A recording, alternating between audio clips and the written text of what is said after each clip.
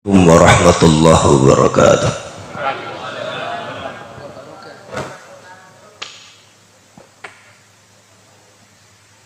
Bismillahirrahmanirrahim. Hamdalillah wassalatan wassalaman ala sayyidina Rasulillah.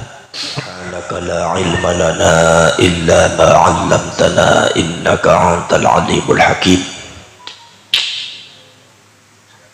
Sadaqallahul azim wa sadaqa rasuluhun nabiyul karim wa nahnu ala dhalika minasy syahidin wasyakirin walhamdulillahi rabbil alamin wa ba'd. Ma'asyiral mukarramin, para alim ulama, para habaib, para kiai, para pengurus Nahdlatul Ulama, muslimin, muslimat, fatayat, ansar, banzar, alhamdulillah wa syukurillah. Dalu menika kula siwuk nyobi kegiatan kula saged ngaos napa mboten, sebab kula niku nembe keras sekawan dinten niki radi saged tangi terus mangke tergantung nek kula mumet berarti langsung wassalam niki. Nek terus kula niku ngaose mandeg napa mboten niku biasa bil mumet mawon mangke. Mugi-mugi kelawan barokahipun Nahdlatul Ulama kula sedaya diparingi petunjuk hidayah taufik saking Gusti Allah taala. Allahumma amin ya rabbal alamin. Shalawat lan salam monggo sareng-sareng dipun kersakaken dumateng Kanjeng Nabi Muhammad sallallahu alaihi wasallam. Mugi-mugi panjenengan sedaya termasuk penderek-penderekipun para ulama-ulama Nahdlatul Ulama minad dunya ilal akhirah. Allahumma amin ya rabbal alamin. Para syirek, para rawuh, para sedulur, adanya fenomena yang berkaitan dengan keislaman, baik itu HTI ataupun FPI atau Wahabi niku kawit zaman rumiyin niku pun wonten. Bahkan kawit zamanipun Sayyidina Ali niku sampun wonten. Dados boten sekedar zamanipun Sayyidina Ali, fitnah zamanipun Sayyidina Utsman bin Affan sampai terbunuhnya Sayyidina Utsman bin Affan pun akibat provokasi beberapa orang-orang yang katanya Islam dan membela Islam, yang mengklaim dirinya lebih Islami dan mengklaim Sayyidina Utsman sudah keluar dari agama Islam, dikafirkan, yang pada akhirnya membuahkan hasil pembunuhan terhadap Sayyidina Utsman bin Affan, itu dengan cara demo. Itu barangkali modus operandinya itu hampir sama dengan cara provokasi, fitnah, klaim, provokasi, fitnah, hoax disebarkan, provokasi disebarkan, hoax disebarkan, fitnah ditebarkan, kemudian klaim bahwa dia adalah paling Islami, dia pemegang panji Islam, dia adalah pemegang Al-Quran. Selain dia dianggapnya tidak megang Al-Quran. Itu sejak zaman Sayyidina Utsman.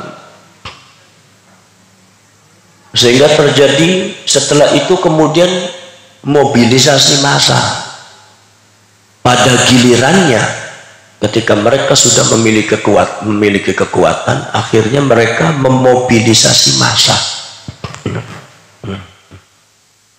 Memobilisasi massa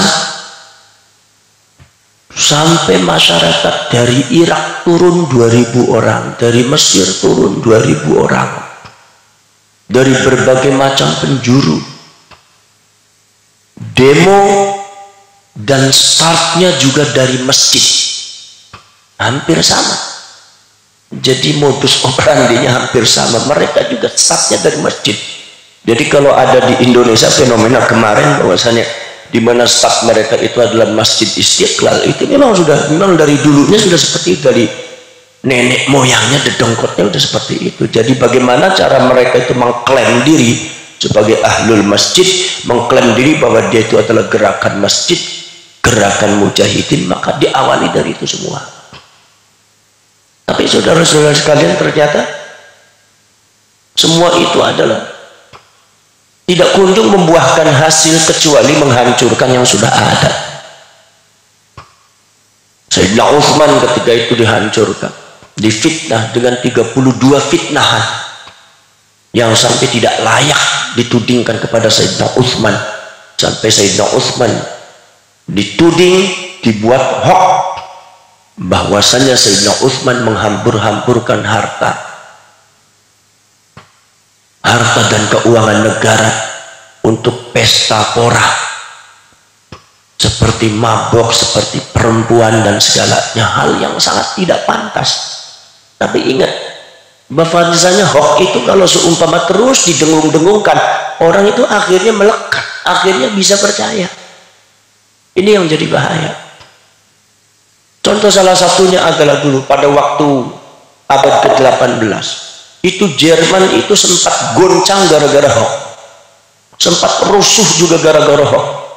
Hampir Jerman Barat itu hampir terbelah menjadi dua lagi. Itu gara-gara apa? Gara-gara hoax. Dan kita juga tahu Vietnam itu hampir hancur lagi pasca kemerdekaan. Itu gara-gara apa? Diserang hoax, saudara-saudara sekalian. Jadi maka dari itu hoax ini harus serius dihadapi oleh kita semua. Jangan dianggap enteng. Artinya gerakan media sosial daripada kalangan Nahdlatul Ulama itu memang harus ditingkatkan. Nggak boleh sembarangan. Tidak cukup hanya media pengajian Maulid Nabi atau apa. Saya lihat tuh kalau seumpama di media sosial itu, di YouTube itu diulang-ulang. Termasuk hoax tentang pribadi saya sendiri diulang-ulangi. Ada yang 2 hari kemarin ditampilkan lagi, padahal itu kejadian 4 tahun yang lalu. Itu mereka sengaja itu, karena mereka itu ahlul hoax, dan itu termasuk ashabul hoax, termasuk fattan al-masya'una bin namimah. Itu yang dikatakan oleh baginda Rasulullah SAW, la yadkhulul jannata fattanun wala masya'una bin namimah. Tidak akan masuk surga orang yang suka menfitnah dan orang yang selalu kemana-mana berjalan, dalam hal ini berjalan menyebarkan adu domba. Makanya sebagian ulama ada yang mengatakan yang dimaksud orang hadisnya Rasulullah di sini itu adalah khawarij maksudnya. Saya pada waktu pertama kali ada beberapa ulama yang nafsir khawarij, saya aneh. Kok bisa ngeklaim khawarij seperti itu? Ulama dari mana itu? Dan Rasulullah kan umum aja fattan, orang yang suka memfitnah, al-masya'una bin namimah, kemana-mana mengadu domba. Itu kan umum, bisa siapa saja. Tapi ternyata memang khawarij itu, Mu'tazilah itu memang betul-betul terkoordinir. Manajemennya itu manajemen fitnah, manajemennya itu manajemen hoax. Jadi jangankan ulama-ulama Nahdlatul Ulama, Sayyidina Ali saja dikafirkan. Sayyidina Utsman aja terbunuh. Yang dibuat hoax apa? Atas perintah daripada Sayyidina Muhammad bin Abi Bakar. Padahal Muhammad bin Abi Bakar ketika masuk ke dalam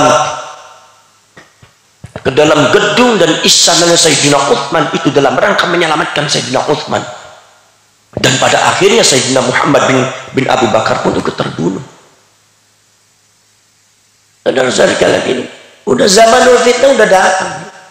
Maka dari itu kita itu harus betul-betul, kalau seumpama manusia itu la yufarriquna bainal haqqi wal batil wa la yufarriquna bainal khairi wasyarr, bainal huda wad dhalal, maka kita harus memberikan petunjuk.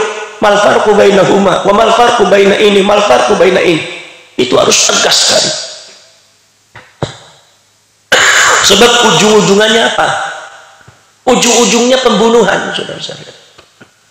Itu sejak zaman Sayyidina Utsman bin Affan. Bagaimana pembangkaran orang Irak terhadap Sayyidina Ali ketika Sayyidina Ali diangkat jadi khalifah. Setelah Sayyidina Utsman, mereka ingin menguasai negara Islam dipegang oleh mereka, ternyata tidak bisa. Akhirnya tetap Sayyidina Ali dibeat oleh para sahabat, dibeat oleh yang lainnya. Mereka keluar daripada konteks sahabat di Irak, akhirnya tidak mau tunduk kepada Sayyidina Ali. Akhirnya Sayyidina Ali langsung ke sana, dan di sana Sayyidina Ali menemui orang dalam upacara Sayyidina Ali dikafir-kafir.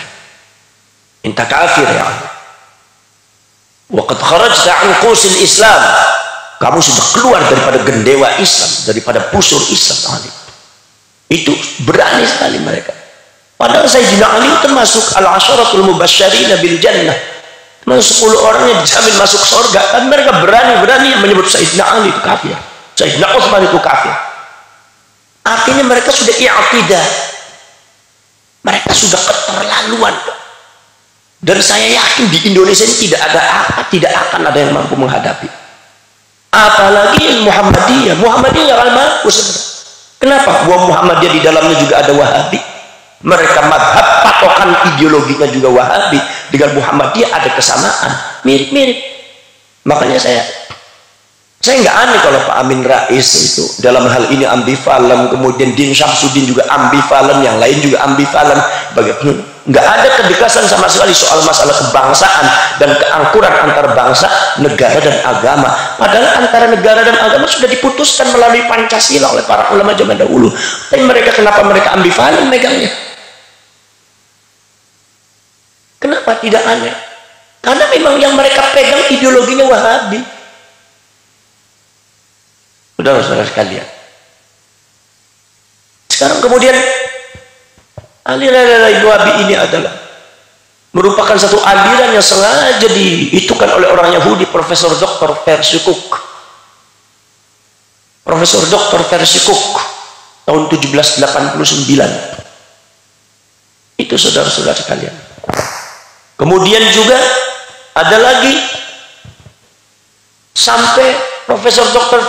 Percy Cook ingin mendirikan satu madhab Islam yang bisa diatur oleh Yahudi, yaitu Wahabi. Itu kerjasamanya dengan apa? Muhammad bin Abdul Wahab. Kenapa diatasnamakan Wahabi? Karena supaya kelihatan soleh. Karena Syekh Abdul Wahab itu orang soleh, mazhab Hambali. Tapi Muhammad bin Abdul Wahab putranya ini yang nggak bagus. Lah ini jadi fitnah sepanjang masa. Sampai bayangkan terjadi, saudara-saudara sekalian. Dulu pada waktu dulu saya ke Libya, itu yang namanya masyarakat Libya itu paling makmur. Saya lihatnya kalau di antara negara-negara Afrika itu paling makmur, dengan Mesir juga makmur Libya. Kenapa? Karena orang yang tidak mampu gratis, sekolah gratis, ke rumah sakit gratis, punya kartu gratis, semua itu enak di Libya tuh. Makanya banyak orang betah. Cuma kan pada waktu zamannya Soeharto kan susah pulang. Kalau dari Libya itu susah pulangnya, nggak boleh pulang, nanti dimusuhin sama pemerintah. Makanya ngumpet-ngumpet. Kalau saya kalau saya tidak belajar, cuma berkunjung aja di sana. Cuma hebat sekali. Dan orang semua mengagumi Muammar Gaddafi. Ini kemudian Amerika nggak suka. Bagaimana cara menghancurkan Libya ini? Maka diturunkanlah Islam gaya-gaya Wahabi dari Saudi. Mulai dari bantuan masalah kemanusiaan, bantuan masalah buat masjid dan madrasah. Tiba-tiba muncul masjid di mana-mana, tiba-tiba muncul madrasah yang sangat besar. Ini supaya kalian semua orang-orang NU itu sadar bahwa itu sudah berbahaya. Jangan sampai kita sama-sama seperti Libya. Itu luar biasa. Berdiri tiba-tiba madrasah yang besar, yang mewah, ternyata itu saluran dari Saudi. Saudinya ternyata kerjasamanya dengan Inggris dan Amerika.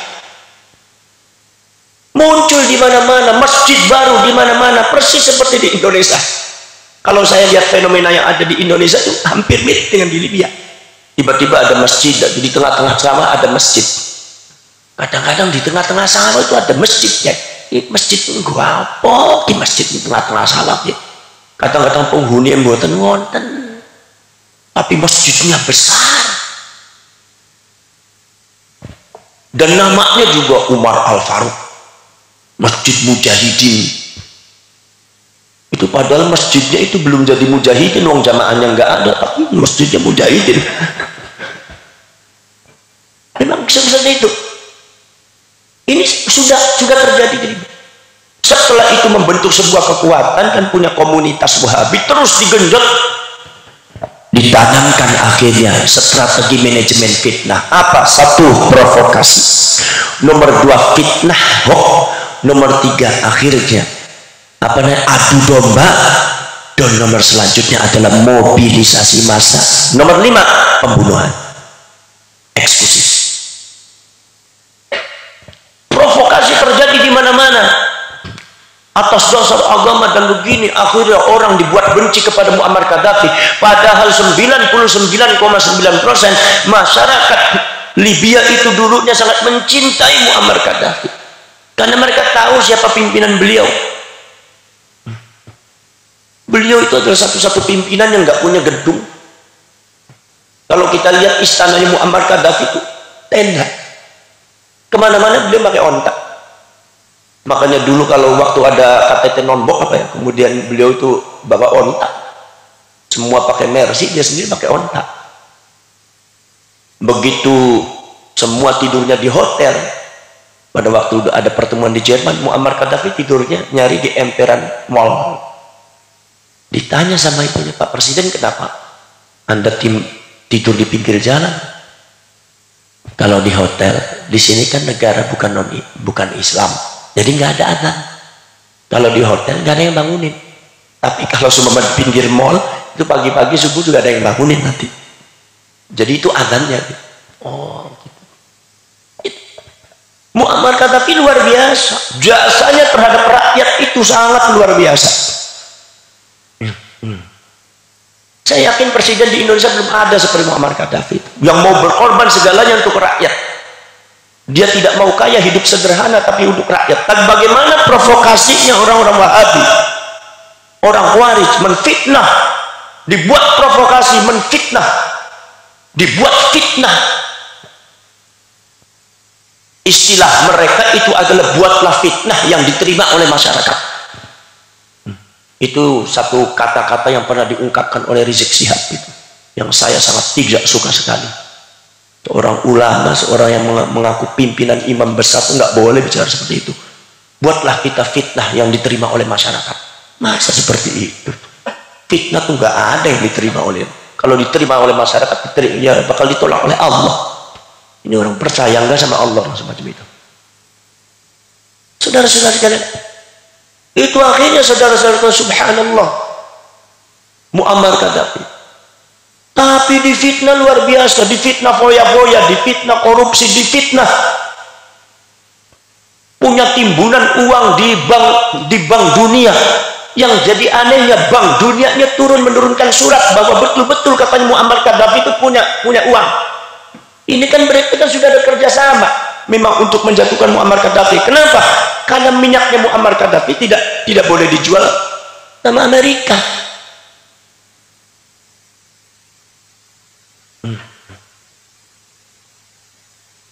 Ketika itu minyak itu, bensin, minyak, solar itu dibuat gratis sebagian. Sebagian itu dibuat itu, kalau seumpama kita bilang 1 real, kalau 1 real sekarang seumpama 3.000, itu bisa 20 liter. Bahkan lebih dari itu. Dulunya itu sampai 40 liter. 3.000 perak itu bisa 40 liter. Sangat luar biasa. Sehingga orang tidak ada yang kekurangan bensin, kekurangan solar, merasa berat dengan bensin, bahan bakar. Gas itu sangat murah sekali di Irak atau di Libya itu. Kalian mau dimurahkan? Dan minyak daripada Libya tidak boleh diambil oleh Amerika. Muammar Gaddafi tahu bagaimana polanya Amerika, maka dari itu tidak mau dijual oleh Amerika, sebab nanti kalau dijual dilepas lagi akan lebih mahal.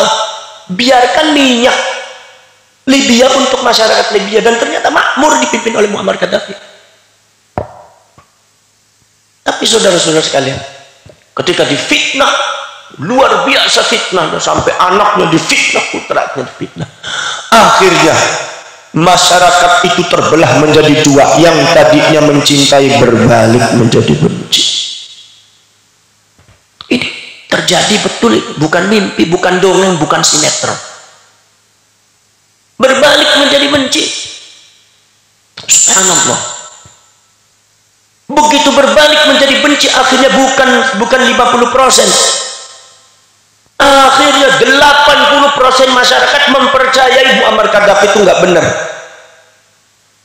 Akhirnya setelah fitnah jadi, provokasi jadi, fitnah jadi, hoax jadi, adu domba sudah jadi, maka mobilisasi massa, diadakan protes, demo kemana-mana, dibakar semua fasilitas umum, protes terhadap Muammar Gaddafi. Ternyata di belakangnya itu ada Saudi Arabia.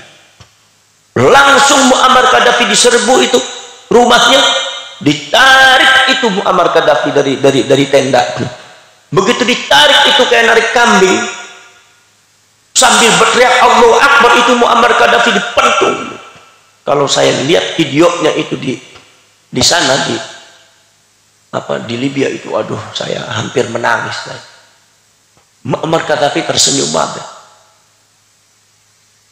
dipentungin, dilempar batu sampai berdarah oleh rakyatnya, dibenci oleh rakyatnya yang dia bantu sejak kecil, yang dia bantu sekolahnya gratis, yang dia bantu ketika sakitnya itu gratis. Karena fitnah Wahabi, karena fitnahnya orang-orang Khawarij itu sangat kejam sekali. Muammar Gaddafi kemudian langsung ditarik-tarik, diseret-seret dengan tangannya di borgol. Ada orang yang nempeleng, ada orang pakai pentungan, ada orang pakai lempar batu, sampai Muammar Gaddafi berdarah semua. Dan pada akhirnya apa? Pada akhirnya Muammar Gaddafi dipancung. Tidak cukup dipancung, ditembak, mati. Begitu sudah mati, itu jasadnya Muammar Gaddafi itu ditarik oleh mobil dan pakai dilarak angkat sampai tatal. Subhanallah. Apakah ini umatnya Rasulullah? Mereka sambil berteriak Allahu Akbar, Allahu Akbar, Allahu Akbar. Kebetulan modusnya sama, Allahu Akbarnya sama, demo dari masjidnya sama, modusnya sama, manajemennya pun sama. Muammar Gaddafi tewas oleh rakyatnya yang dia bela mati-matian dari Amerika, oleh rakyatnya yang dia cintai dan dia bimbing dan dia gratiskan sekolahnya, dia gratiskan rumah sakitnya ketika sakit, terbunuh oleh tangan rakyatnya. Gara-gara apa? Inilah bahayanya fitnah Wahabi. Makanya orang Tegal hati-hati. Makanya saya agak kesel kalau seumpama ada orang FPI dulu, atau seumpama para habaib yang kadang-kadang sok kata kritik yang dunia, orang ngerti apa enggak, bodohnya aja. Jangan bilang ngerti kalau belum ada pengalaman. Ustadz yang kadang-kadang sok tahu tentang masalah Wahabi, tentang masalah Islam, seolah-olah tidak mau itu kan harus persatuan Islam. Gimana persatuan Islam? Mereka mengkafirkan kita persatuan Islam. Ukhuwah Islamiyah, NU itu paling menanamkan ukhuwah Islamiyah. Kalau mereka mengkafirkan NU, gimana mau ukhuwah ya?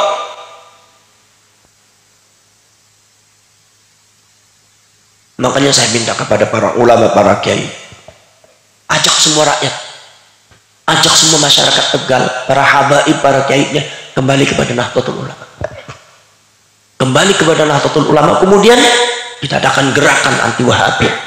Kalau seandainya di daerah Kalimantan saja, di Banjarmasin saja bisa, masa kita di Tegal nggak bisa? Kalau di Garut saja bisa, masa kita di Tegal bisa? Masa di Tegal nggak bisa? Kalau tidak, akan terjadi seperti itu. Pasti akan terjadi seperti itu.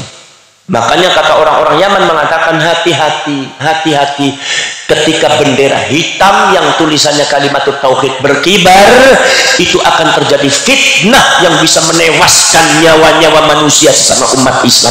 Hati-hati, karena itu bendera lambang Khawarij, adu domba, fitnah, semua halal.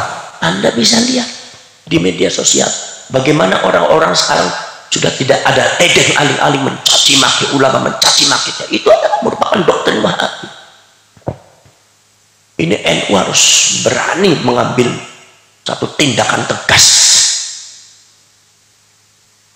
Sekarang saya lihat itu hampir sama dengan di Libya. Banyak sekali sekarang hifdzul Quran. Hifdzul Quran kemudian dikonfrontir seolah-olah bertentangan dengan nahwu shorof, seolah-olah lebih hebat hifdzul Quran daripada nahwu shorof. Seolah-olah kalau seumpama kita belajar nahwu shorof itu kurang islami, kalau hifdzul Quran itu berarti islami. Udah menyebutnya salah lagi, tahfidzul Quran. Kata siapa tahfidzul Quran? Ini orang kalau nggak pernah mondok kayak gitu. Kalau tahfidzul Quran nanti yang hafal Quran muhafidz namanya. Nggak ada itu lughatun ghairu muttaridah. Itu bahkan sudah nggak bisa muhafidz, muhafidhah, hafidh. Cuma yang begitu orang-orang nggak ngerti tahfidzul Quran. Yang kadang-kadang orang NU yang nggak ngerti ngikut juga tahfidzul Quran pada bayar.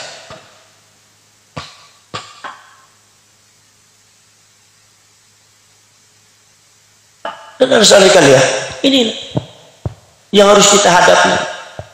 Makanya ayo selalu mengingatkan kepada masyarakat dari barat sampai timur sampai bahwasannya harus hati-hati. Itu akan terjadi seperti itu, jangan melamun, akan terjadi seperti itu. Kalau kita teledor akan terjadi seperti itu.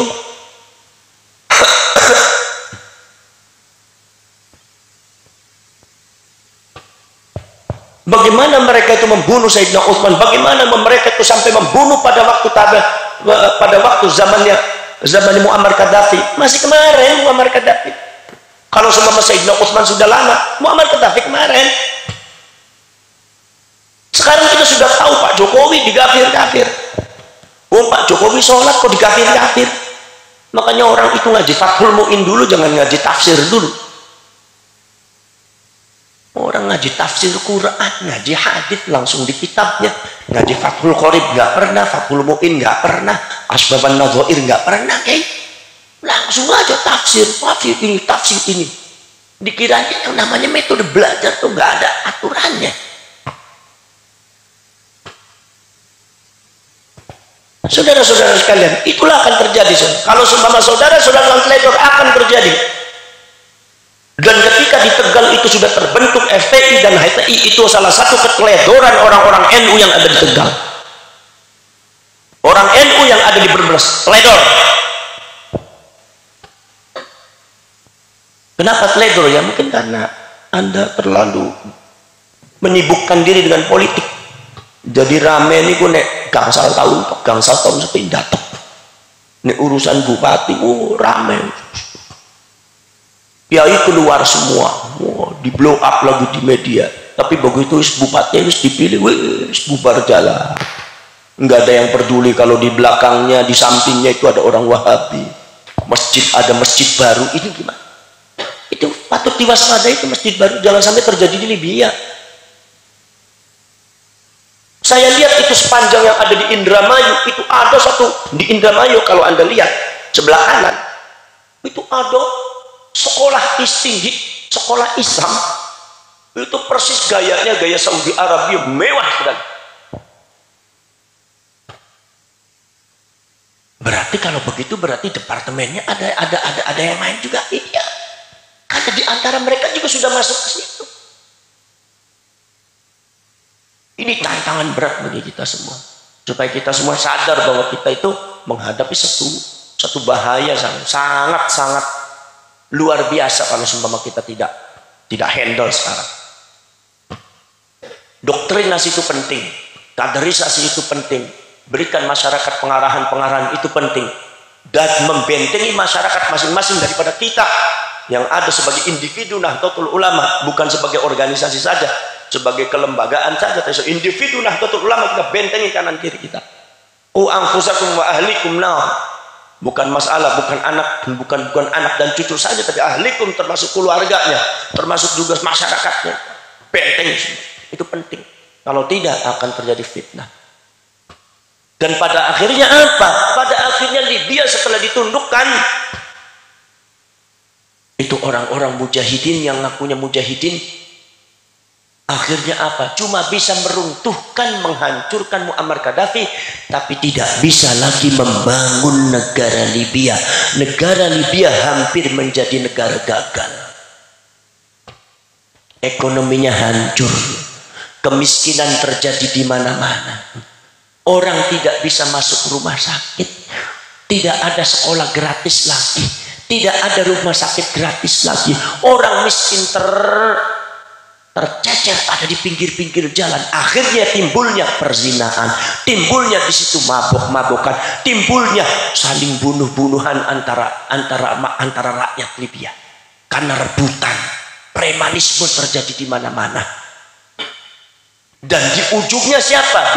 Di ujungnya orang-orang yang mengaku dirinya untuk mendirikan khilafah Islamiyah, mujahidin fisabilillah, ternyata pada akhirnya menjual minyak Libya murah kepada Amerika. Bayangkan, katanya 1 liter itu 3.000 apa?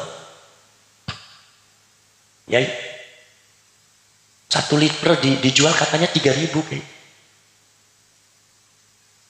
Minyak Irak itu dijual oleh mereka setelah mereka merebut dari Muammar Gaddafi. Katanya itu menurut kabar itu kalau dinilaikan rupiah itu 1 liter dijual ke Amerika 3.000 perak. Yang untung Amerika, tapi rakyat Libya hancur. Itulah yang mereka sebut khilafah. Itulah yang mereka sebut mujahidin fisabilillah. Dan saya yakin yang mampu menghadapi itu adalah Nahdlatul Ulama. Kenapa Indonesia bisa bertahan? Karena ada NU. Kenapa Syria tidak bisa bertahan? Karena tidak ada NU. Maksudnya karena tidak ada NU, Anda jangan sempit. Karena di sana Ahlus Sunnah wal Jamaahnya tidak ada satu kesatuan pergerakan dalam sebuah organisasi seperti NU. Itu maksudnya. Jadi masing-masing pecah. Ahlus Sunnah wal Jamaah di Syria, yang satu ke sana, yang satu ke sini. Begitu ada pergerakan dari mereka bingung. Pimpinannya sangat banyak, bingung. Akhirnya bertikai antar pimpinan. Serbu oleh mereka, habislah.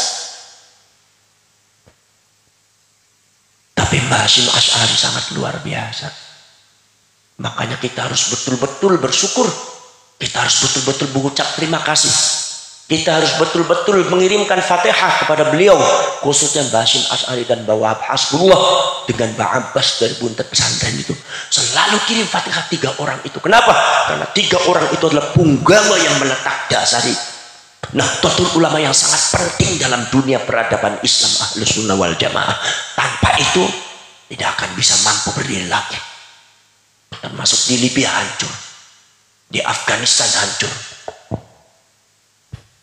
di Syria juga hancur, di Irak juga hancur, Jordan apa lagi, cuma di Indonesia. Makanya Profesor Dr. Wahbah Zuhaili mengatakan bahwasannya kenapa Syria hancur, kenapa Irak hancur, kenapa Yaman bisa hancur? Karena tidak ada Nahdlatul Ulama.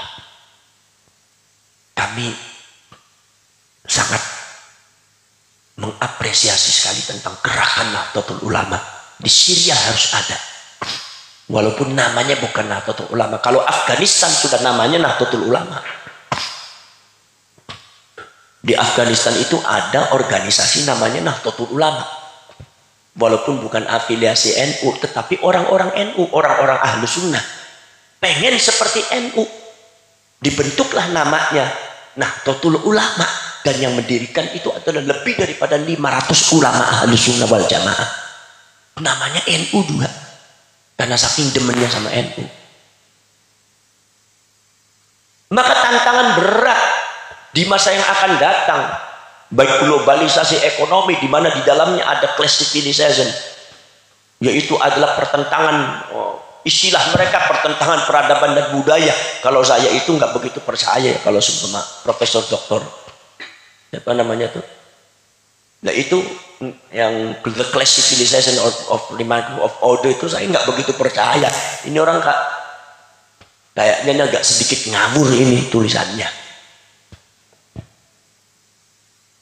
Di dalamnya ada sebuah kepentingan orang-orang barat, di dalamnya kepentingan orang-orang Yahudi bersama orang-orang Wahabi dengan menundukkan negara-negara Islam.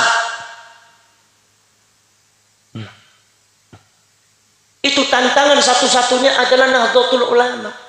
Sekarang NU itu bukan berhadapan dengan Muhammadiyah. Sekarang NU itu berhadapannya dengan Yahudi, dengan Amerika. Ketika NU bersuara, Amerika langsung merespon.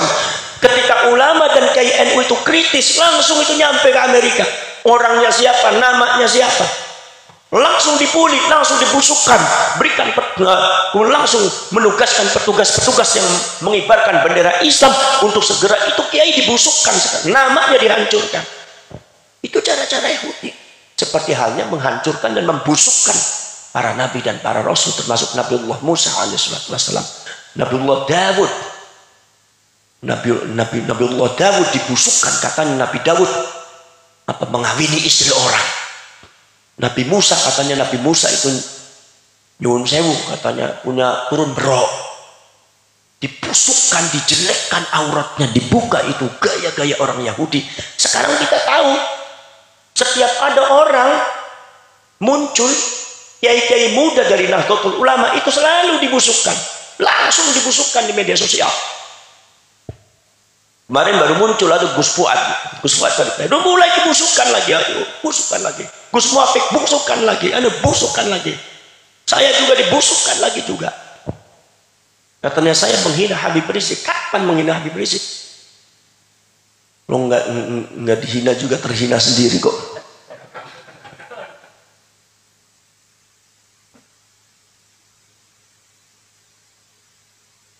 Saudara-saudara sekalian, di Sukabumi saya itu, Sukabumi nggak ada, Gus Abbas diturunkan, Gus Abbas diusir, itu kan pembusukan. Padahal itu di Sukabumi itu acara NU, cuma karena acaranya di lapangan yang hadir ada 18.000 orang lebih. Kemudian di depan itu tiba-tiba ada ribut-ribut, jadi orang pada bangun. Saya bangun, ada apa di sana? Nggak tahu, udah ribut-ribut, akhirnya turun, orang NU turun, akhirnya turun semua. Saya terus ngaji sampai selesai, yang doa juga saya. Begitu saya turun, kemudian saya langsung di pagar betis oleh banser dan polisi. Ada apa nih, kenapa harus ada polisi banyak, banser semacam ini? Saya bilang, kalau banser nggak apa-apa, ini polisi buat apa? Nggak taunya ternyata ada kejadian apa. Ada kira-kira 11 orang pakai motor. Pulang, bubar, hidup Allah Akbar, mereka mengatasnamakan FPI. Saya tidak ngomong bahwa itu mereka FPI. Mereka mengatasnamakan, memakai atribut FPI. Lah, itulah yang mereka reka. Tiba-tiba begitu paginya, ya Allah, itu di media sosial ada berapa itu Gus Abbas diusir di Sukabumi menjelekkan Habib Rizik. Itulah gaya Yahudi, itu gaya Khawarij. Kalau seandainya mereka betul-betul FPI yang katanya muhibbin kepada para habaib, saya jadi aneh kenapa para habaib dan muhibbin habaib mereka itu ternyata gayanya gaya Khawarij dan gaya Yahudi. Aturan kan habaib kan harus punya gaya sendiri kan.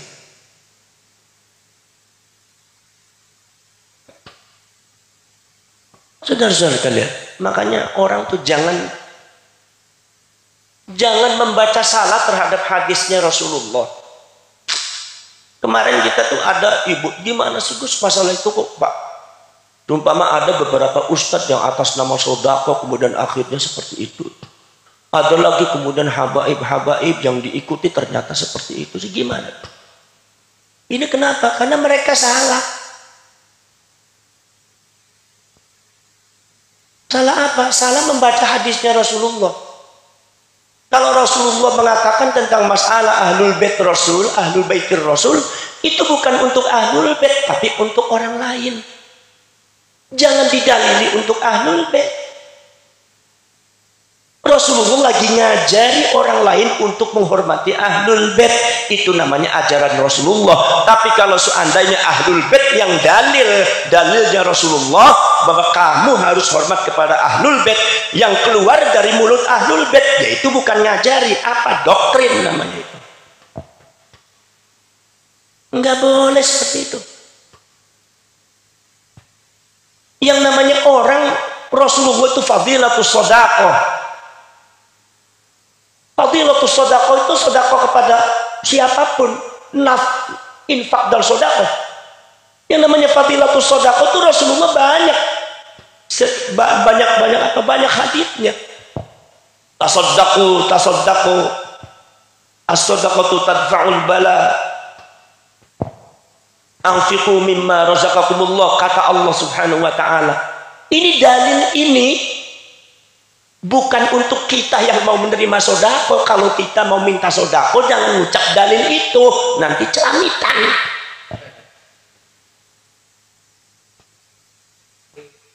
Makanya nanti kalau masjid di Tegal kalau mau minta bantuan tuh nggak usah dikasih dalil itu lagi. Saya kadang-kadang nggak mengkel juga kalau ada proposal, ada dalilnya itu, ngapain ada dalilnya gitu. Iya, orang itu Allah Subhanahu wa taala berfirman kepada siapa? Kepada orang yang mau sedekah, pada orang kaya, pada orang yang mau sedekah. Kata Rasulullah, as-sadaqah indal faqah. Sedekah yang paling bagus itu ketika kalian tidak punya. Sampai tidak punya pun kita harus sedekah. Ini adalah doktrin kepada orang yang mau sedekah, bukan orang yang meminta sedekah. Jadi kalau kita itu mau meminta sedekah, sumbangan, jangan dalil anfiqu mimma razaqakumullah. Ini nggak boleh, ini penyalahgunaan dalil.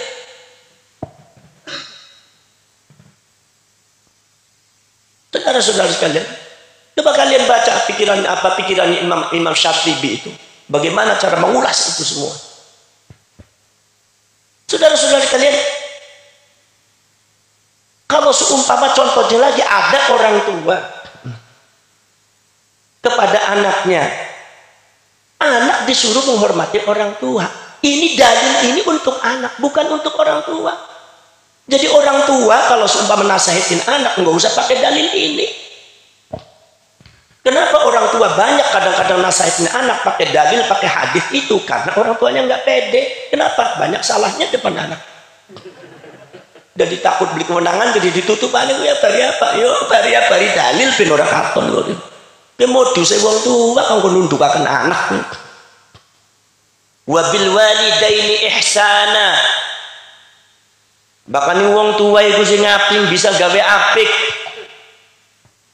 Ridallahu fi ridal walidain wa suhtullah fi suhtil walidain. Ridhonya Allah letak pada ridhonya orang tua, marahnya Allah terletak pada marahnya orang tua. Ini dalil, ini untuk anak. Rasulullah lagi bicara kepada anak, bukan kepada kalian yang jadi orang tua. Jadi kalian kalau seumpama jadi orang tua, jangan suka mendalil ini di depan anak.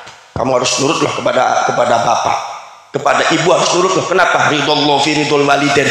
Lo anak digendungi terus bari ridallahu fi ridal walidain. Akhirnya anaknya mati, pikirannya nggak punya gagasan. Dikit-dikit kalau agak beda sedikit, ridallahu fi ridal walidain, akhirnya nggak jadi lagi. Urusan masalah pilihan, seumpama pilihan apa? Seumpama pilihan yang hal-hal yang nggak penting lah pokoknya. Anaknya ke sini, kemudian bapaknya ke sini, ibunya ke sini, ridallahu fi ridal walidain. Wah, ini akhirnya dalil ini akhirnya digunakan untuk godam anak terus, ya anaknya nggak bakal pinter. Yang salah siapa? Ya orang tuanya. Kenapa? Salah memakai dalil.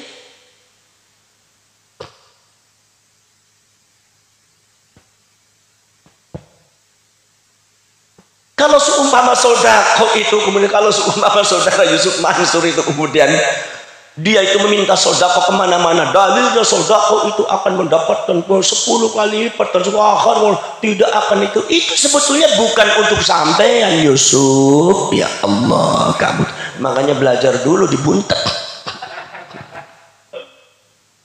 Akhirnya apa? Kebelangsak oleh Allah Subhanahu wa taala. Banyak sekali kebelangsak. Kenapa?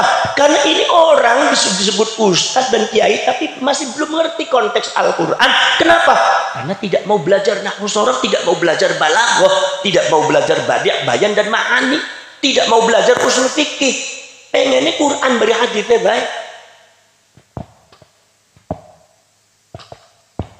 Mohon maaf, contohnya apa namanya, Kiai Haji Abdullah Gimnasyar, ya saya sendiri tidak menyalahkan kalau beliau poligami. Memang kiai kalau bisa ya poligami lah. Iya. Kalau kata Kiai Buntet, kalau kiai yang punya istri satu berarti nurut sama istri, kalau istri dua berarti nurut sama Allah gitu.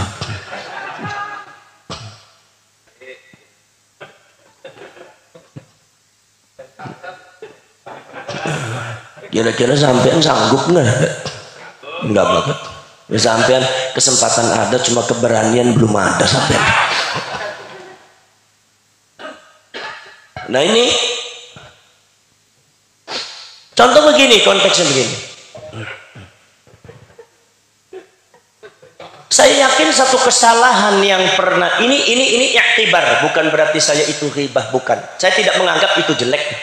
Ya, yang namanya orang poligami niat apapun, cuma ini salah langkah aja. Saya tidak menganggap bahwa kayak Haji Abdullah Gimnasyar itu jelek atau gimana, enggak. Tapi artinya kita iktibar, kenapa sih kok Aging kok setelah itu kok jatuh sekali? Apa itu yang bisa kita ambil iktibar? Menurut saya. Kalau menurut Anda mungkin beda. Sebab apa? Sebab ini penyalahgunaan sunnah. Kenapa panjenengan kawin lagi Agim? Ya dalam rangka mengikuti sunnah Rasul lah. Oh berarti sunnah Rasul harus dua gitu. Jadi kalau cuma satu itu bukan sunnah Rasul berarti.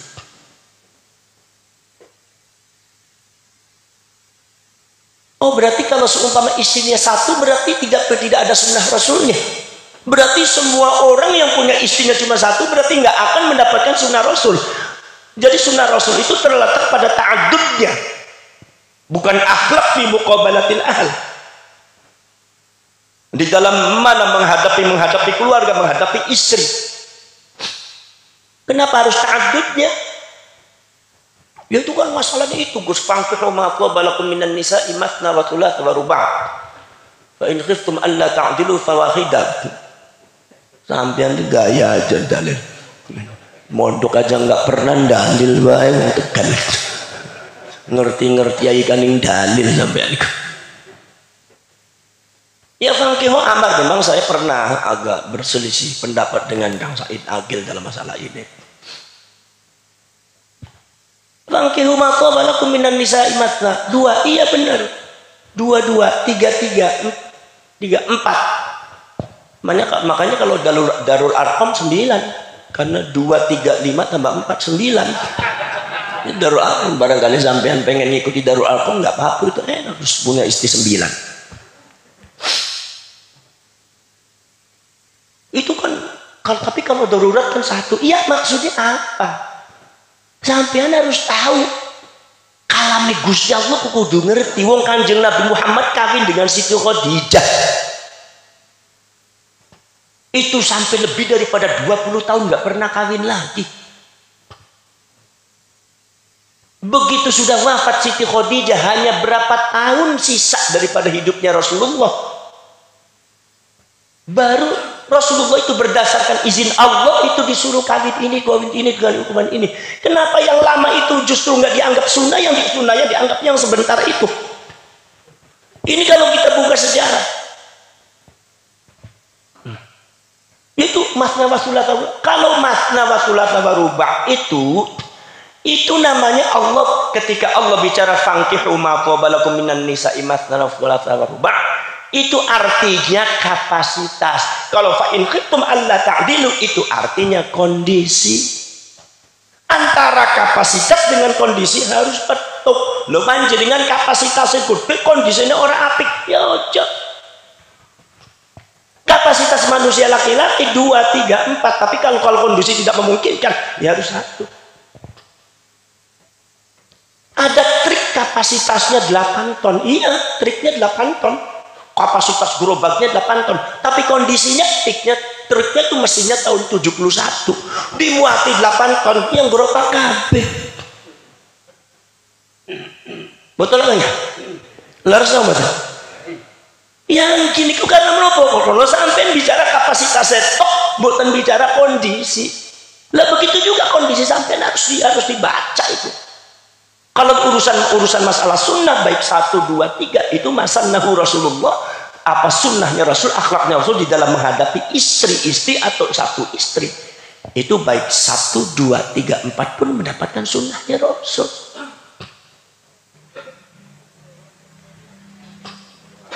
Makanya kalau seandainya ta'adduduz zaujat, poligami itu ada 2. Ada ittiba'us syahwat atau ada ittiba'us sunnah. Ada mengikuti syahwat, ada mengikuti sunnah. Kalau mengikuti sunnah, ya masannahu Rasulullah. Rasulullah bagaimana? Oh, Rasulullah kawin dengan Siti Aisyah yang masih muda dan tidak langsung digauli Siti Aisyah itu karena masih kecil, sabar, dibimbing. Kemudian juga Siti Saudah juga orang yang sudah sepuh, dan kebanyakan yang dikawini oleh Rasulullah itu adalah orang-orang yang tidak mampu. Kemudian sering sekali kadang-kadang ada orang, ya Rasulullah zawijni, ya Rasulullah kawini saya Rasul karena saya begini. Rasulullah kawin dengan orang yang sepuh, orang yang secara tubuh, secara kecantikan itu di bawah Siti Aisyah, di bawah Siti Khadijah. Itu namanya sunnahnya Rasul. Maka dari itu kalau supaya sampean pengen ta'adduduz zaujat, pengen poligami, sunnahnya Rasul, istri kedua itu jangan lebih cantik, lebih kaya, cari yang lebih tua, lebih lebih tidak cantik dan miskin, dalam rangka membantu yang namanya juga lil muawanah, untuk membantu. Ini namanya sunnahnya Rasul. Ya. Jadi bukan berarti Kiai Tegal itu nggak boleh. Kalau pengurus NU Tegal tuh pengen kawin lagi, boleh nggak? Bukan berarti nggak boleh, tapi yang nomor 2-nya ya di pinggir terminal kan banyak tuh yang gitu. Lah itu boleh ambil tuh 3, 4 itu. Nah, gitu. Jadi saudara-saudari kalian seperti itu. Kalau seumpama Anda tidak melaksanakan sunnah semacam itu, karena Anda itu tergoda kepada orang yang lebih cantik daripada istri Anda atau lebih kaya daripada istri Anda jangan katakan sunnah. Itu namanya pembodohan. Itu namanya pengatasnamaan. Itu namanya kebohongan, modus. Ya kan? Lah itulah letak kesalahannya menurut saya.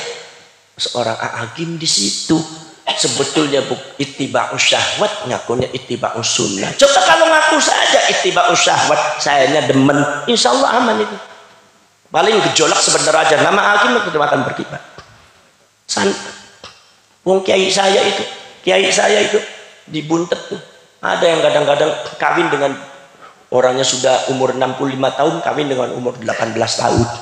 Kenapa sih kiai? Aku demen kok. Raga. Pondoknya tambah gede. Paling-paling gejolak protes biasa. Wong jenenge kiai perlu pinter ngeles. Iya kiai. Kawin siji protes, dunia ini protes, malah diloroakan. Begitu kawin siji, dewe kan ngono dikawin men protes diteluakan. Akhirnya sing telu-teluane kuwe musyawarah bisa aja protes maning. Apa sih bukan ngene tambah papat gitu. Ya itu pinter kayak itu. Maka terus satu-satunya yang bisa poligami itu kiai menurut saya. Saya bilang Pak Kapolri, Pak Jenderal Dudung juga nggak bisa betul-betul. Itu ilmunya kiai itu, khususnya kiai itu. Saudara-saudara itu. Jadi itu kesalahannya. Dalil yang mestinya digunakan oleh orang yang mau sodako, ini digunakan oleh orang yang minta sodako. Ya akhirnya jadi seperti itu, mengatasnamakan sodako, menjual hadis sodako. Akhirnya ya dibelangsakan oleh Allah, dihancurkan oleh Allah, dihancurkan oleh Rasulullah. Na'udzubillah min. Orang NU nggak seperti itu. Saudara-saudara sekalian, ini saudara-saudara sekalian. Maka dari itu gerakan-gerakan semacam ini banyak ustadz-ustadz sekarang itu yang perlu di. Ada kadang-kadang ustadz itu nahwu sorofnya masih belang-belentong. Ini kalau nahwu sorof sudah nggak bisa, bagaimana ini? Dikit-dikit hifdzul Quran, dikit-dikit hifdzul Quran, seolah-olah dikonfrontir, dipertentangkan antara hifdzul Quran dengan nahwu sorof. Seolah-olah nahwu sorof itu nggak boleh laku. Yang pertama kali adalah hifdzul Quran. Padahal jelas-jelas dalam imritiku wan nahwu aula awalan ayyu'lam, bukan awalan aja, aula awalan. Bukan hifdzul Quran. Kenapa? Karena lebih penting fahmul Quran daripada hifdzul Quran. Kalau masalah Quran dan kitab, iqra kitabak, baca kitabmu, buka aja kitabnya, baca. Kalau masalah hifdz itu guru saya di India itu, saudara-saudara kan 3 kitab itu hafal. Saya menyaksikan sendiri Bukhari, Muslim, Tirmidzi. Kalau bicara itu, tapi dibuka kitabnya. Begitu buka kitabnya ya, yang dia baca sih halaman nggak tahu halaman berapa, tapi asal dibuka itu Bukhari, Muslim, Tirmidzi hafal dengan sanad, matnan wa sanadan wa rijalan wa tahditsan. Hadis musalsal di luar kepala itu kiai-kiai India itu. Orang India kalau sudah jadi kiai, alimnya luar biasa, tawadhu'nya luar biasa, ikhlasnya luar biasa, zuhudnya luar biasa. Dikasih kasur nggak mau, dikasih uang nggak mau, dikasih mobil nggak mau. Itu kiai India. Lah, wis takon dhewek ngono kancane sampean. Saudara-saudara sekalian, tuh. Ini jadi saudara-saudara sekalian, ada fenomena semacam itu menyudutkan nahwu sorof, menampilkan hifdzul Quran. Ini gaya-gaya begitu harus hati-hati. Harus disebarkan bahwa kita itu yang penting itu bukan sekedar hifdzul Quran, tetapi nahwu sorof. Kenapa? Sebab hifdzul Quran bagi mereka, karena mereka mengharapkan orang-orang yang fanatik terhadap Quran tidak paham terhadap Al-Quran, manhajnya ulama tidak diikuti, akhirnya fanatik buta terhadap Al-Quran. Mereka apal Quran sehingga fanatiknya muncul, apal Quran merasa dirinya lebih hebat daripada yang lainnya, sementara kebodohan mereka di dalam memahami Al-Quran adalah ajang empuk, makanan empuk bagi mereka semua doktrin Wahabi. Ini hati-hati makanya. Makanya kalau ada hifdzul Quran di Tegal harus dicek dulu lah. Bukan berarti nggak boleh. Baik sih baik semua hifdzul Quran. Wong ada itu santri saya juga. Ada tadinya hifdzul Quran. Waktu saya itu waktu umur 6 tahun hafal 13 juz, alhamdulillah ya. Sekarang hafal enggak? Gua hafal Gus. Enggak hafal lagi. Dia buat apa ngapal ini? Kalau seumpama sekarang enggak hafal. Ada lagi orang Tangerang bilang sama saya, Pak Kiai, alhamdulillah Pak Kiai, apa namanya, anak saya punya umur, anak saya umurnya 10 tahun Pak Kiai, hafal Quran Pak Kiai, sampai 16 juz, alhamdulillah. Kemarin juga tampil di radio, tampil lagi di acara ini, ada tampil, nanti mau ada tampil lagi Pak Kiai, di Istiqlal tampil. Al-Quran kebuat penampilan, kayak dangdutan baik. Aneh saya kadang-kadang zaman sekarang tuh. Jadi sama sekali Al-Quran itu bukan untuk pedoman di dalam memahami syariat Allah, memahami agama Allah, tapi untuk gaya-gayaan. Dan pada akhirnya fanatik buta terhadap Al-Quran, sementara mereka bodoh terhadap pemahaman Al-Quran. Ini makanan empuknya orang Wahabi. Generasi semacam ini jangan nggak percaya. Makanya orang Tegal harus teliten. Tapi kita optimis bahwa gerakan-gerakan semacam itu yang bisa menghandle Yang bisa memblokir itu adalah cuma Nahdlatul Ulama. Jadi mudah-mudahan NU ini berhasil. Kenapa? Karena Nahdlatul Ulama itu ada istilah nusratum minallah. Nusratum minallah itu adalah pertolongan dari Allah. Kenapa nusratum minallah? Nusratum minallah itu Allah menolong para nabi dan para rasul dengan sesuatu yang masuk akal dan tidak masuk akal. Yang tidak masuk akal dengan mukjizat. Untuk membuktikan kebenaran Rasul, ya. Mukjizat. Kenapa sebab? Sebab ketika Rasulullah itu mengatakan al-ulama warathatul anbiya'i, ulama itu adalah pewaris para nabi. Kenapa Rasulullah tidak mengatakan warathatul mursalin? Lagi-lagi ulama ummati ka anbiya'i bani Israil. Bukan kal mursalina min bani Israil. Apa sih? Ini kita di dalam membahas hadisnya Rasulullah harus betul-betul jeli. Rasulullah selalu bicaranya anbiya. Kenapa? Karena hubungannya ulama itu dengan nabi, bukan dengan rasul. Bukan dengan mursalin. Keulamaan itu dengan kenabian, bukan dengan kemursalinan. Kenapa? Karena ulama dengan para nabi itu memiliki satu sama-sama, yaitu yang disebut dengan khususiyah.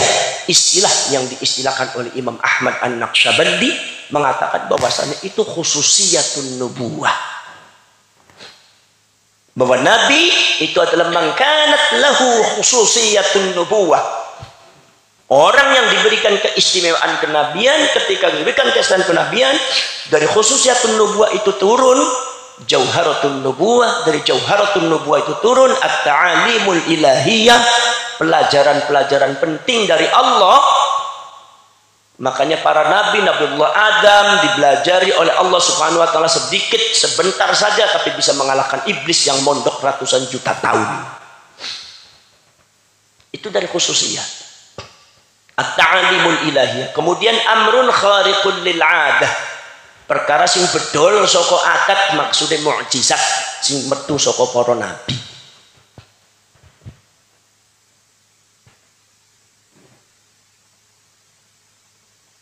Nah ini dari khususiyatun nubuwah ini.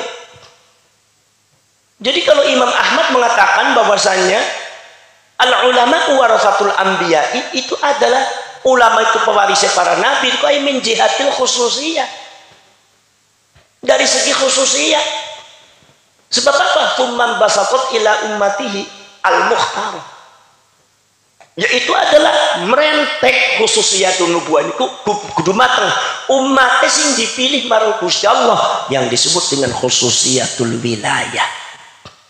Khususiyatul wilayah temurun jauharatul wilayah, jauharatul wilayah temurun at-ta'alimul ilahiyah.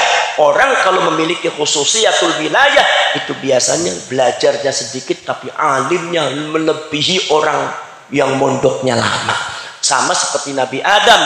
Nabi Adam itu menghadapi iblis yang mondok sama Allah itu ratusan juta tahun, tetapi dikalahkan oleh Nabi Adam. Wa 'allama Adam al-asma'a kullaha. Allama Adam al-asma'a kullaha. Allah mengajari sebuah keilmuan, nama-nama keilmuan Allah Subhanahu wa taala kepada Nabi Adam semuanya. Kata Imam Jalaluddin Muhammad bin Ahmad Al-Muhalli mengatakan ay lahwatan yasiratan, hanya sebentar tetapi dapatnya kullaha. Ini menunjukkan, kata para ulama, bahwa ilmu itu bukan amrun kasbiyun tapi amrun wahbiyun.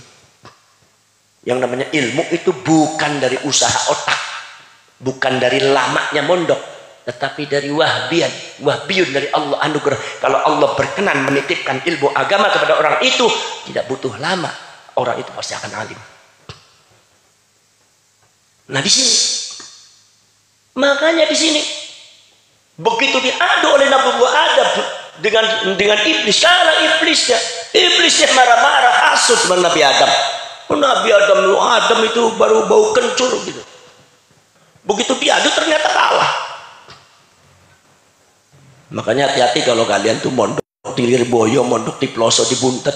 lama-lama 13 tahun kemudian ada yang mondok 1 tahun pinter, jangan suka hasud. Kalau hasud berarti iblis itu namanya.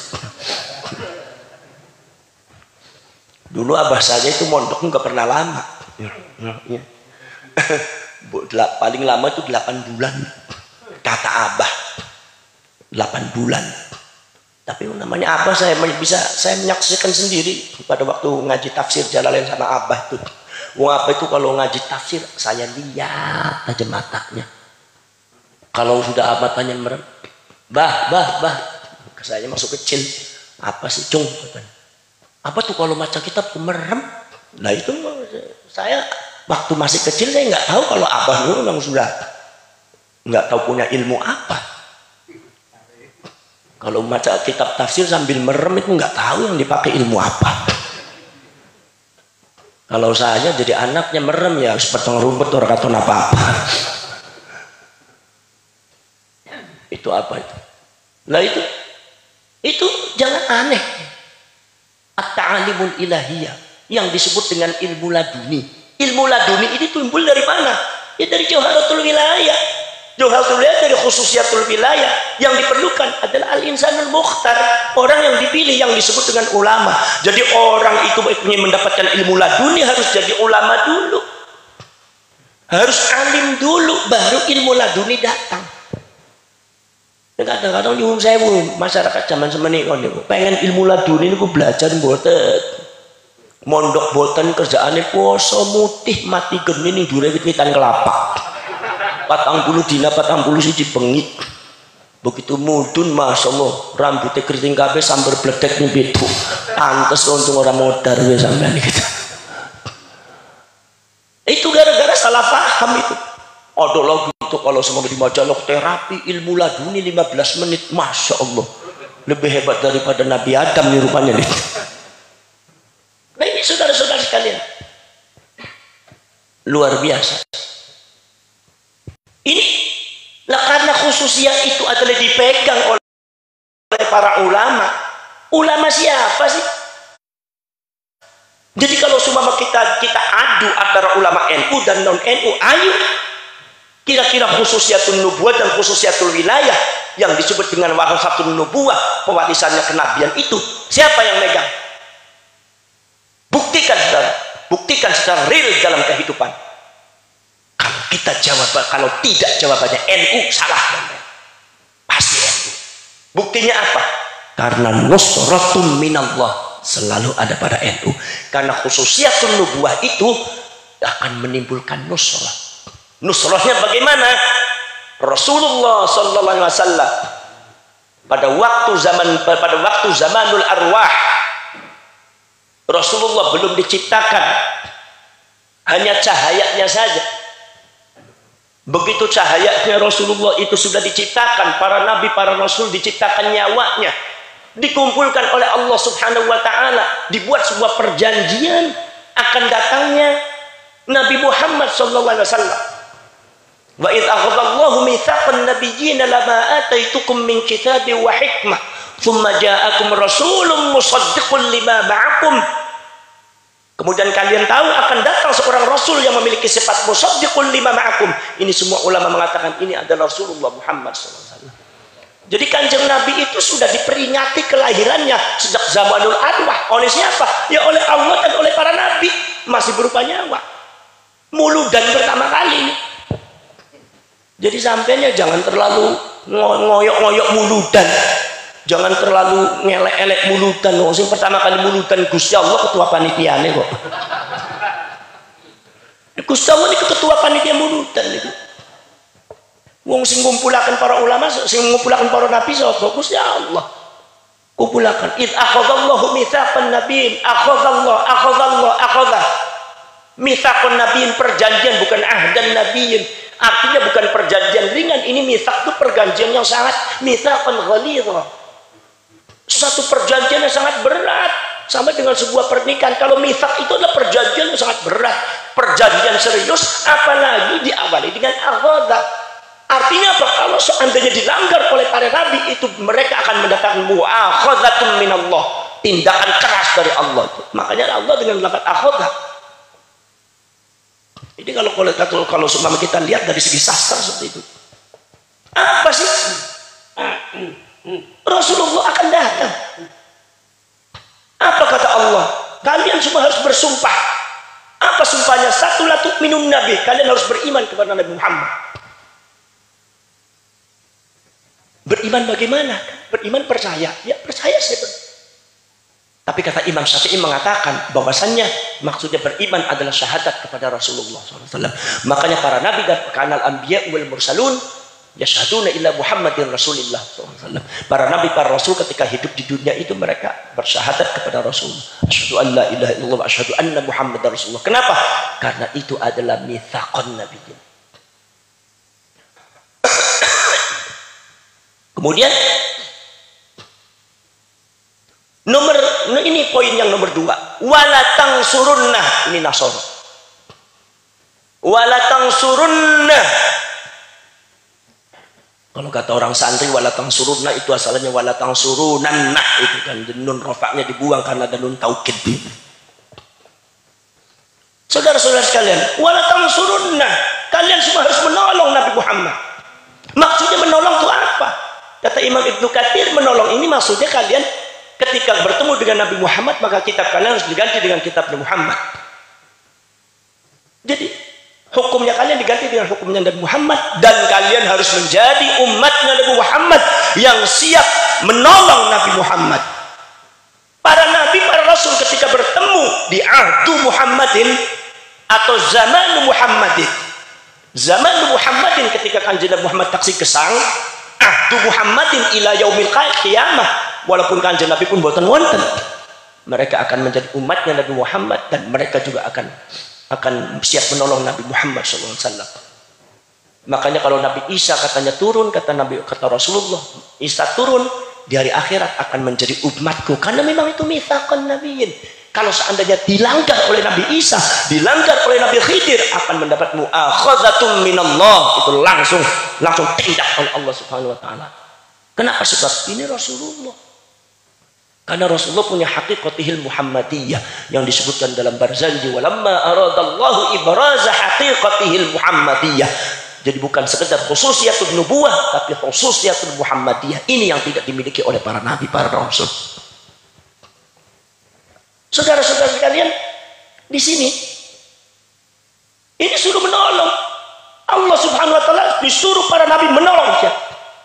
Walaupun yang menolong Muhammad itu saya, yang menolong para nabi itu saya. Nabiullah Adam alaihissalam ditantang oleh iblis, ditantang oleh iblis masalah ilmu. Nabi Adam diajari oleh Allah ilmu sekejap tapi bisa menguasai seluruhnya. Sementara iblis ratusan juta tahun tapi tidak bisa menguasai seluruhnya. Begitu dipetukan, diadu, iblisnya kalah. Kenapa? Ini nusratun minallah. Kenapa? Karena Nabi Adam memegang khususiyatun nubuwah, iblis tidak.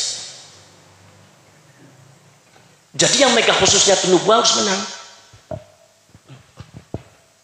Termasuk juga para nabi, para rasul yang lainnya. Nabi Musa, bagaimana Nabi Musa itu ketika kisahnya dengan Fir'aun, bagaimana pun Nabi Yusuf sampai ditenggelamkan di sumur, jangan sampai muncul, tapi tetap aja dimenangkan oleh Allah. Kenapa? Karena orang-orang yang memiliki khususiyatun nubuwah itu memang harus menang, nggak boleh kalah, karena itu wakil daripada Allah.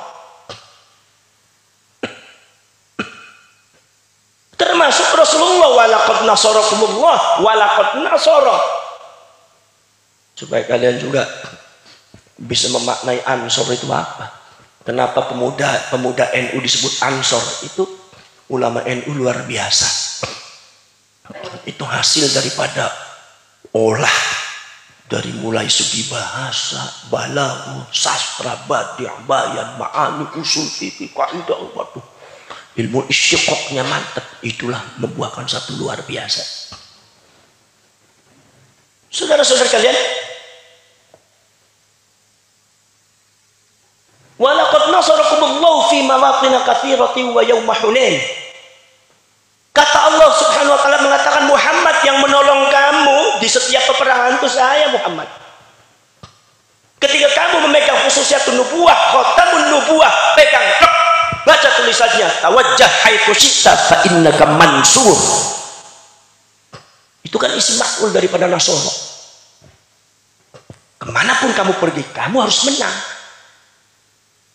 Kenapa? Kamu harus menang. Umat kamu ikut, kamu menang. Umat kamu tidak ada yang ikut Muhammad perang, kamu maju sendiri Muhammad, hadapi mereka. Aku menangkan Muhammad kamu. Kenapa? Karena kamu memegang khususiyat nubuwah, harus menang. Kalau nggak menang, nanti agama Allah nggak menang. Kalau agama Allah nggak menang, jadi mereka mengatakan Allah kalah. Padahal Allah tidak pernah kalah. Ini rahasianya Nusroh, Nasoro. Ini sudah harus menang.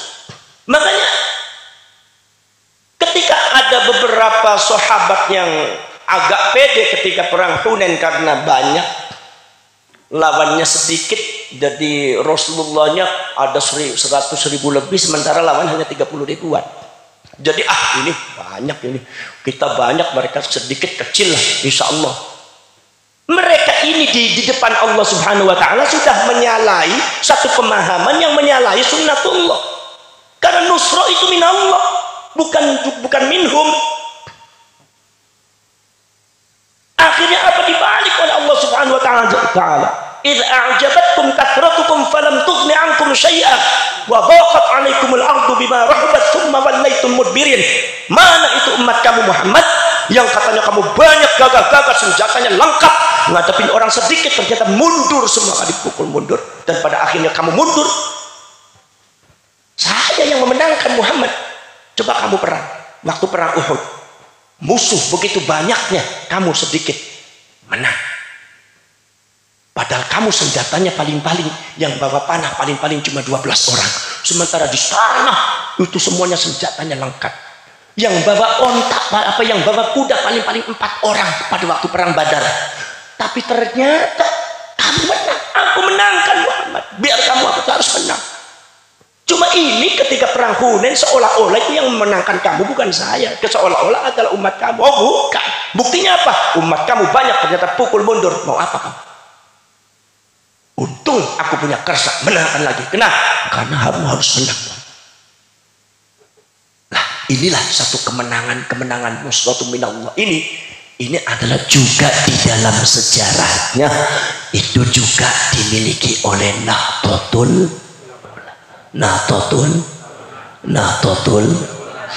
dimiliki oleh Nahdlatul Ulama, dimiliki oleh NU.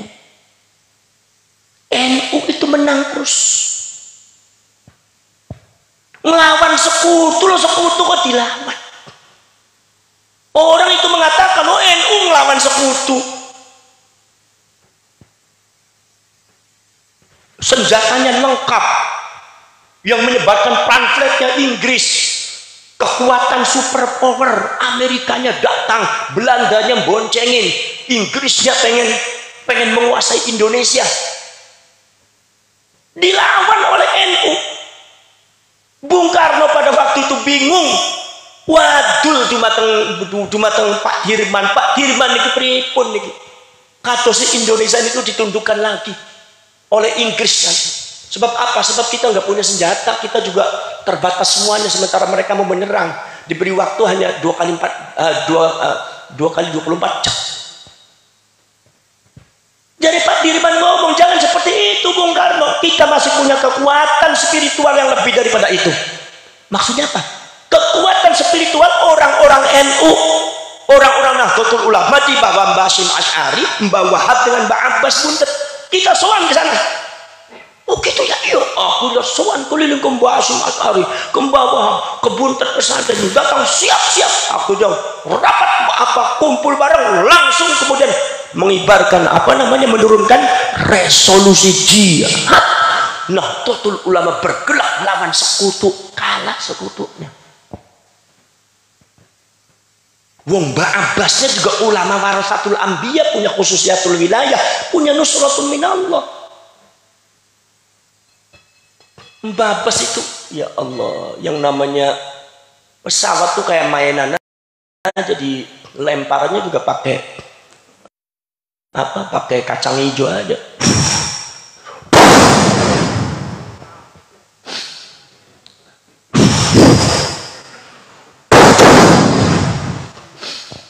ngantuk. Ngantuk kan nemen dadi wong itu. Dadi wong sing kudu kuat melek. Lah iki poros turun. Luar biasa. Dibekali. Cuma rencananya tanggal 9 Mbah Hasyim Asy'ari mengatakan 3 tanggal 9 karena memang sesuai dengan NU 9 tanggal 9. Tapi karena Mbah Abbas waktu itu agak terlambat, jadi yang lain mundur dulu. Kenapa? Mbah Abbas ini belum datang, jadi rada terdegan di situ. Dia menang apa orang?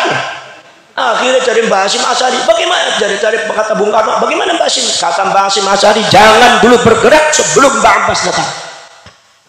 Karena Mbak Abbas baru datang malamnya, Mbak Abbas juga kaget, kenapa kok belum ada? Lalu sampaiannya belum datang.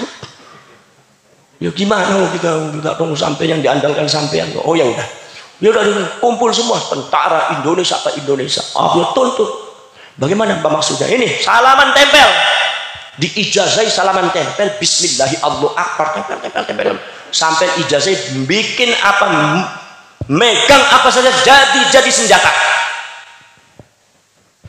Itu subhanallah yang namanya Mbak Abbasnya itu warasatul anbiya, betul-betul warasatul anbiya. Iya betul-betul megang apa saja itu jadi senjata. Saya pernah mendapatkan ceritanya Mbah Muntaha kan di Bebar. Saya pernah mondok di sana. Quran dengan tafsir Jalalain. Kata Mbah Muntaha, Masya Allah Gus kula niku. Kula niku Gus niku diken maju teng Banjenengan niku. Muntaha ojo meneng maju wong ana tembakan kula nek maju kula nek terus ora bakal ketembak Muntaha. Nggih akhir baru. Nggih mboten saestu mboten ketembak Gus kula niku. Niku nyepang napa mau terus waduh niku pesawat wonten pesawat niku padahal waktune mboten nyampe. Tetapi meledak niku. Kemudian niku nglempar napa mawon niku. Ngelempar waktu, ngelempar kayu nopo niku niki meledaknya niku bom. Padahal niku para saya proper kata-kata ngelempar menung dugi teng mriku tapi meledak torika. Pripun niku? Itu namanya nusratun minallah. Dari Allah juga ada di Al-Qur'an, wa ma ramaita idh ramaita walakin ramallah. Ketika kamu membidik, ketika kamu mana? Bukan kamu yang membunuh wahai para sahabat dan manusia. Kita sih mati ini. Kadang-kadang niku panai sahabatnya meleset tapi wongnya mati. Kadang-kadang panai sahabat niku mboten nyampe tapi matinya.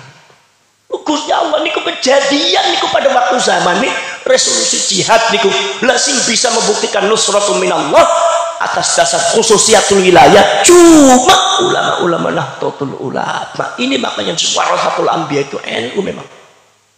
Mulane kula niku mboten teteng aling-aling sapa sing bela NU berepan bela Kanjeng Nabi. Nek wong musuh NU berarti padha bae musuh Gusti Allah niku. Ora bakal menang sampean niku. Potongane sampean mung jenggot tok. Wong jenggot boten saged ngaos bersuman niku. Teng kampunge kula niku kata jenggote panjang tapi ora bisa ngaji. Ya wedhus kacang. Poros syarek poros. Nahdlatul Ulama ketika itu kemudian ada satu problematika pasca kemerdekaan apa? Siapa yang jadi pemimpin? Bung Karno. Jadi masalah apakah benar Bung Karno? Masalah semua. Sampai timbul DITII, satu pimpinan tandingan. Fitnah terjadi di mana-mana, pembunuhan antara rakyat Indonesia bermusuhan pertempuran. Sampai terjadi pengerusakan dari DITII terhadap pesantren-pesantren yang tidak mau ikut kepada mereka.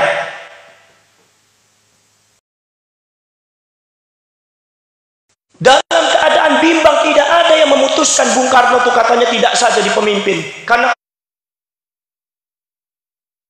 kalau seumpama jadi pemimpin siapa yang milih? Belum ada pemilu. Tapi Nahdlatul Ulama langsung mengadakan rapat.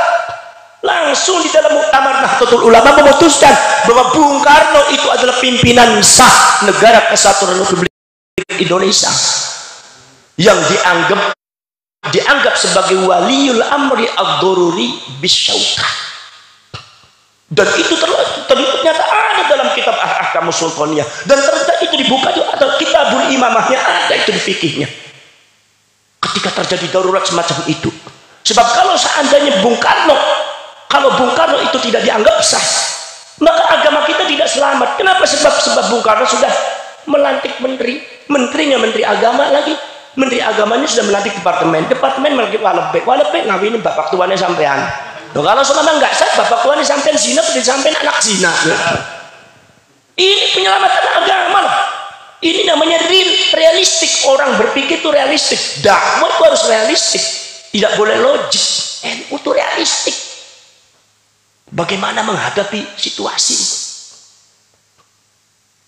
Makanya kalau seumpama membedakan orang NU dengan non NU, biasanya orang non NU logik, kalau NU realistik. Nah, sampean juga yang kupluknya NU juga belum tentu NU otaknya. Itu kan cuma kupluknya doang itu sampean. Hampir sama dengan FPI, cuma udeng-udengnya doang itu ya. Beda lambang aja. Kalau FPI itu pakai begini, kalau sampean kupluk NU. Ada paribasa seperti ini kalau realistik tuh. Di dunia ini kan nggak ada yang pasti. Ilmu matematika tidak bisa disebut pasti. Ya itu 1 tambah 1 adanya 2. Ya iya. 2 tambah 2 ada 4. Iya. 2 tambah 3 ada 5. 3 tambah 2 5. Iya. Sekarang kalau seumpama saya tanya, apa namanya, 5 ditambah 3, 5 kali 3 ditambah 5, itu hasilnya nanti antara dari belakang dengan dari depan beda. Matematik itu bukan ilmu pasti. Contohnya seperti ini. Panjenengan kalau mengetes sampean itu realistik apa tidak? Seumpama panjenengan punya uang 7.000. Panjenengan punya uang 7.000. Kemudian ada panjenengan punya uang 7.000, kemudian ada ikan harganya 4.500. Sampean beli dengan uang itu 4.500. Kira-kira kembaliannya berapa? 2.500. Lah itu berarti sampean itu logik tapi nggak realistik sampean. Berarti sampean masih pikiran HTI sampean itu mentalnya. Itu mental Wahabi. Jadi sampean lo kok sampean tuh bisa jalan seperti itu loh sampean. Sampean punya uang 7.000, ada ikan harganya 4.500, sampean beli, kok sampean bisa jawab kembaliannya kok 2.500? Kan yang dipakai sampai sama sampean uangnya bukan 7.000, cuma 5.000. Berarti kembaliannya berapa? Lah itu namanya NU sampean. Ini orang disadarakan ini aku ya orang NU sampean itu. Mungkup lu ketok NU sampean. Gitu. Jadi kalau tafsir hadis yang mumet, Kitabul Kucing wa Arkanul Curut wal Berit. Sekarang kalau seumpama ada kucing sekali lompat dapat 2 tikus. Kalau tikusnya ada 8 berapa? Berapa kali lompatnya kucing? Ayo.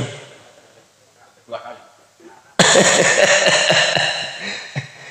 Kalau seumpama ada kucing sekali lompat itu dapat 2 tikus.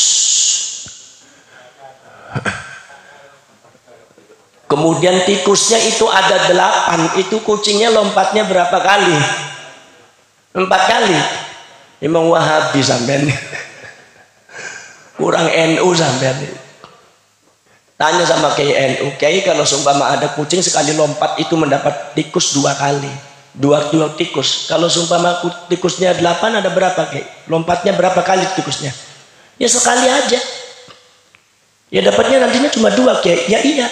Kenapa? Yang 6-nya mana? Ya yang 6-nya kabur semua, kan yang namanya tikus paling takut sama kucing. Itu realitas namanya. Loh, sampean nggak mampu memahami realitas, sampean hanya bermain logika aja. Nah, orang-orang Wahabi kan asal mulanya kan kayak sampean seperti itu. Mirip-mirip aja kayak gitu. Tapi kayak kupluk NU ini copot be sampean. Lah itu poros serek poros. NU ini. NU ketika menghadapi sesuatu itu melawan DITIE karena Bung Karno dianggap sah, selain Bung Karno itu bukhot, makanya semua gagas, semua bokot semua. Akhirnya orang-orang semacam DITII yang backgroundnya itu adalah khilafah dan wahabi memiliki dendam sejarah kepada Nahdlatul Ulama. Makanya kita harus maklumi, kita juga harus siap bubar. Dan pada akhirnya kemudian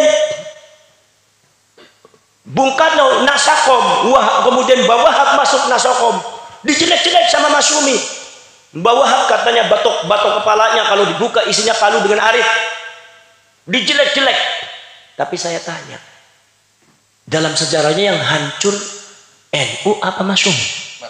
Masyumi. Sekarang saya tanya, Bung Karno dibela mati-matian oleh NU. Bung Karno orang NU apa orang Muhammadiyah?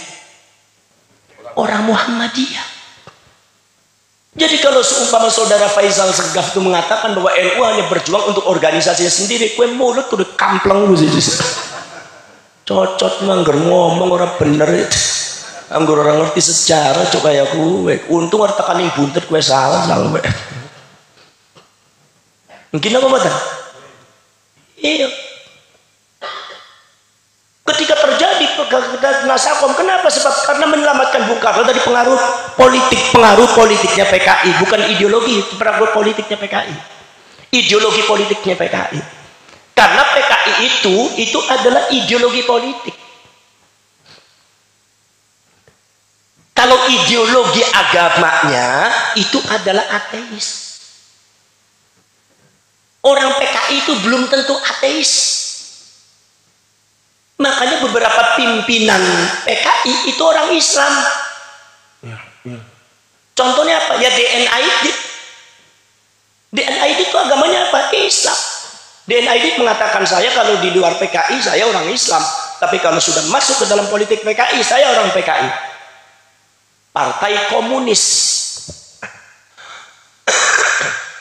Walaupun sekarang itu agak disamakan, hampir disamakan antara komunis dengan ateis. Padahal sebetulnya dalam sejarah seperti itu.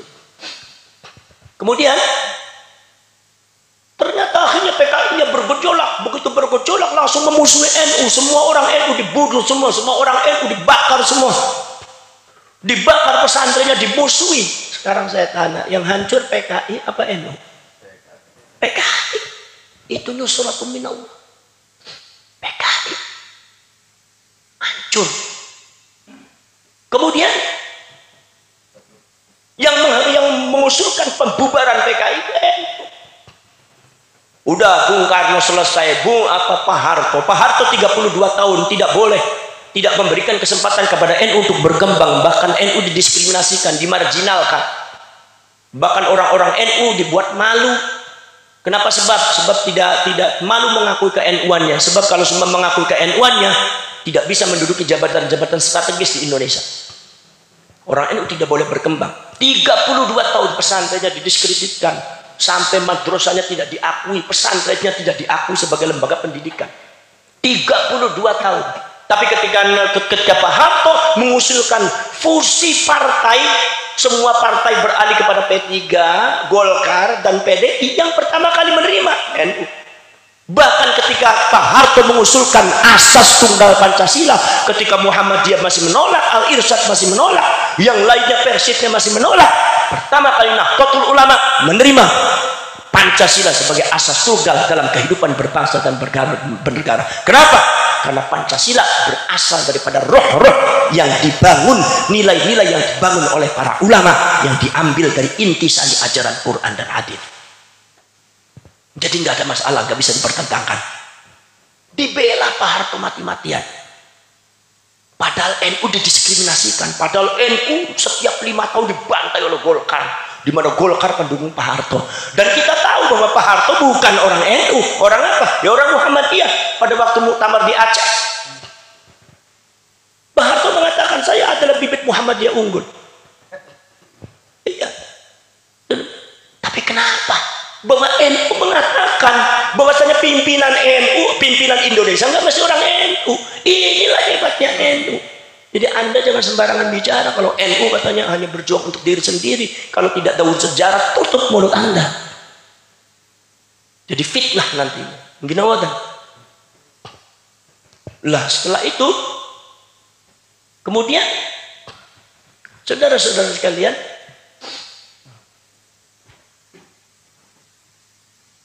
setelah pasca itu, setelah pasca Pak Harto, orang NU membela Muhammadiyah sangat luar biasa. HNI pun kalau seumpama tidak dibela oleh NU akan dibubarkan oleh Bung Karno. Itu juga pengaruh daripada PKI. Tetapi ketika wakil daripada NU Gus Dur pengen duduki presiden sepisan baik, durung tahu diurep-urep, nganti durung waktunya tiba-tiba di situ. Begitu diganti kiring Pak Jokowi yang bela NU dikafir, dielek-elek, diprovokasi. Itulah cara-cara mereka. Karena mereka tidak memegang nusratum minallah. Jadi yang mereka pegang adalah fitnah, hoax, provokasi, dan adu domba. Alhamdulillah kita Nahdlatul Ulama memegang nusratum minallah.